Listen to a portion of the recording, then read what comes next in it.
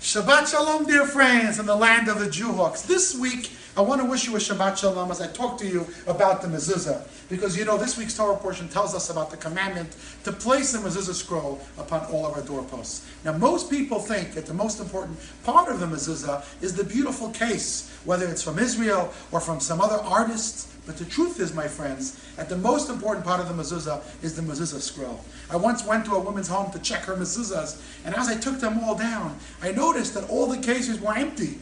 And I asked her, "Where are your scrolls?" She said, "Oh, Rabbi, when I got the mezuzahs at the shop, I threw out the instructions." Sadly, that's a reality for many people. So I want to remind you, my friends, make sure that your scrolls are kosher.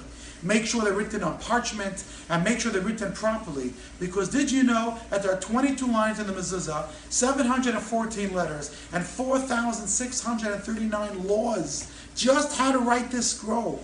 So you want to make sure it's up to par. Check with your local rabbi or scribe to have a look and make sure your scroll is healthy and sound.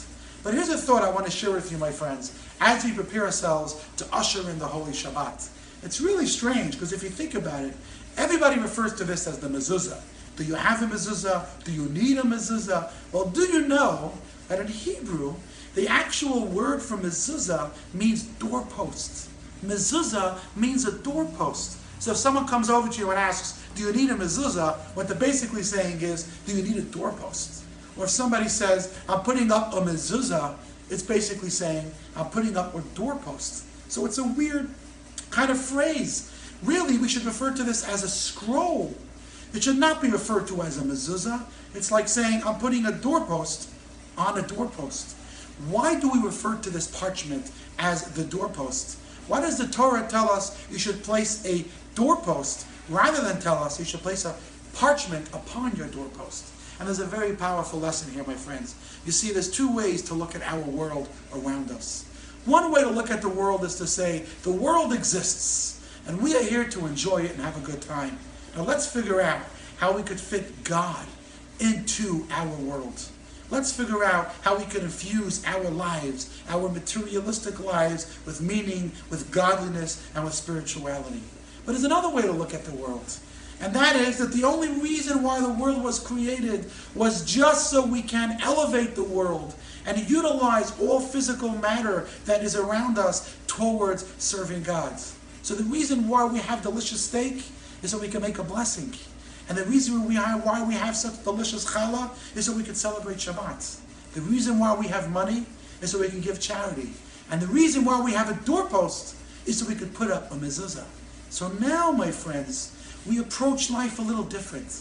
Instead of saying, "I have a home, therefore let me put up a mezuzah," we say, "I need to put up a mezuzah, let me build a home."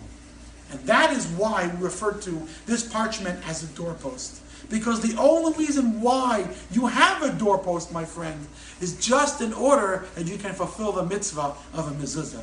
So as you embark on a new week, and you sometimes get overwhelmed by the bills you have to pay, or the job you have to do, or the career you're trying to pursue, or the new school year that is approaching, you need to remember that the only reason why all of this exists is just because you have the incredible ability to elevate your world, your life, your home, your job, your schooling, elevate everything you experience towards God.